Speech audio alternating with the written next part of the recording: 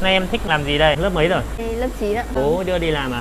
Vâng. Bé bé này chắc là chỉ có uốn thôi đúng không? Thích uốn xoăn hay uốn cụp? Uốn xoăn nó có to. Xoăn thì sẽ là xoăn sóng to thì nó không bị già đâu. Nhiều khi các em bé này mà uốn cho em sóng nhiều quá, xoăn quá thì nó sẽ bị già. Theo anh thì nếu mà em thích uốn thì nên uốn xoăn. Còn có ý định uốn cụp ấy thì bọn anh chỉ cần cắt tỉa cho em là xong rồi, thì em sẽ không phải uốn nữa. Thì em thích uốn xoăn hay cụp? Em uốn xoăn. Xoăn làm sóng to cao lên chứ nhỉ? Em nhìn cái mái của em nó có độ bay này. Tí nữa bọn anh sẽ uốn cắt tỉa thêm để cho nó bay đẹp hơn nhé. Tóc anh chỉ cần uốn thôi chứ không cần phải thêm dịch vụ gì cả. Lớp 9 là 208.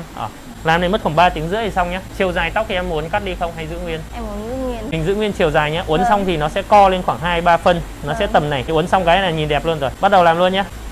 사랑을 했다 우리가 만나 지우지 못할 추억이 됐다 볼만한 멜로드라마 괜찮은 결말 그거면 됐다 널 사랑해